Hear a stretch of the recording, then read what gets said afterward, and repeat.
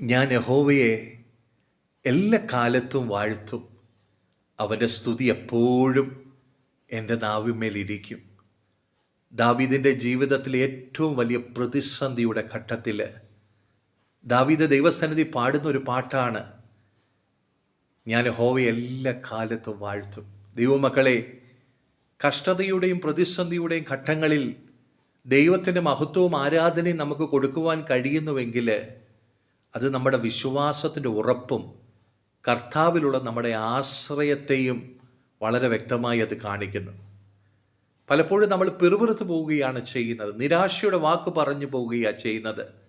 ഇവിടെ കൊണ്ടെല്ലാം അവസാനിക്കുമെന്നാണ് നമ്മൾ ചിന്തിക്കുന്നത്. എന്നാൽ തിരുവചനത്തിന് പറയുവാനുള്ള ഒന്നിനെക്കുറിച്ചും വിചാരപ്പെടേണ്ട ആവശ്യമില്ല. എല്ലാറ്റിലും പ്രാർത്ഥനയാലും അപേക്ഷയാലും നിങ്ങളുടെ ആവശ്യങ്ങൾ സ്തോത്രത്തോടെ ദൈവത്തോട് അറിയിക്കണം.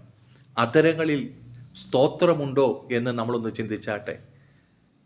ദൈവത്തിന് കൊടുക്കേണ്ട ആരാധന നമ്മുടെ അധരങ്ങളിലുണ്ടോ എന്ന് നമ്മൾ നോക്കിയാട്ടെ.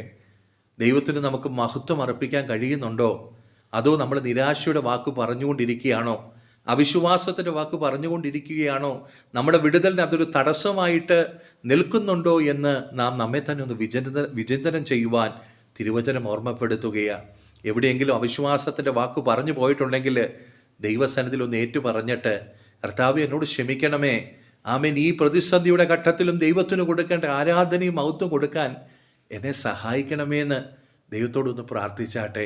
നിശ്ചയമായിട്ടും ഈ വചനം കേട്ടുകൊണ്ടിരിക്കുമ്പോൾ നിങ്ങളുടെ ഹൃദയങ്ങളോട് ദൈവത്തിൻ്റെ ആത്മാവിന് ഓർമ്മപ്പെടുത്തുവാനുള്ളത്, അധരങ്ങളിൽ സ്തുതിയും സ്തോത്രവും ദൈവത്തിന് കൊടുക്കത്തക്ക നിലകളിൽ ഒരുക്കപ്പെടുന്നുവെങ്കിൽ നിങ്ങളുടെ ജീവിതത്തെ നിറയ്ക്കാൻ ദൈവത്തിൻ്റെ കരം അവിടെ വെളിപ്പെടുവാൻ ഇടവരും. നിങ്ങളുടെ ജീവിതത്തിലെ ശൂന്യതകളെ പരിഹരിക്കുവാൻ ദൈവത്തിൻ്റെ സാന്നിധ്യം വെളിപ്പെടുവാൻ ഇടവരും. ആമേൻ. ഇസ്രായേൽ മക്കൾ ദൈവത്തിൻ്റെ സന്നിധിയിൽ നിലവിളിച്ചപ്പോൾ ദൈവം പറയുന്നു, ഞാൻ അവരുടെ നിലവിളി കേട്ടു, അവരുടെ കഷ്ടതകളെ ഞാൻ കാണുന്നു, അവരുടെ സങ്കടത്തെ ഞാൻ അറിയുന്നു. നമ്മുടെ നിലവിളി കേൾക്കുന്ന ഒരു ദൈവമുണ്ട്, നമ്മുടെ കഷ്ടതകളെ കാണുന്ന ഒരു ദൈവമുണ്ട്, നമ്മുടെ സങ്കടങ്ങളെ അറിയുന്ന ഒരു ദൈവമുണ്ട്. ആ ദൈവം നല്ലതും വിശാലതുമായിട്ടുള്ള അനുഗ്രഹത്തിലേക്ക് നമ്മളെ കൊണ്ടുപോകുവാൻ ഇറങ്ങി വരുന്ന ദൈവമാണ്. ആ ദൈവത്തിൽ വിശ്വസിക്കാം, ആ ദൈവത്തിൽ ആശ്രയിക്കാം. ഹൃദയത്തിനകത്ത് വിശ്വസിച്ചിട്ട് വാഗുണ്ട് നമുക്കൊന്ന് തുറന്ന് ആമേൻ ദൈവത്തിൻ്റെ സന്നിധി വിശ്വാസത്തിൻ്റെ വാക്ക് പ്രസ്താവിക്കാം. എൻ്റെ കഷ്ടതകളുടെ നടുവിൽ ദൈവം ഇറങ്ങി വന്ന് പ്രവർത്തിക്കും. എൻ്റെ പ്രതിസന്ധികളുടെ നടുവിൽ ദൈവത്തിൻ്റെ കരം വെളിപ്പെടും. ഞാനൊരു വിടുതൽ കാണുക തന്നെ ചെയ്യും. ഈ വിശ്വാസത്താൽ മുന്നേറാം.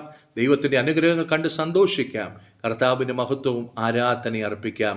വചനങ്ങളാൽ ദൈവം നിങ്ങളെ ധാരാളം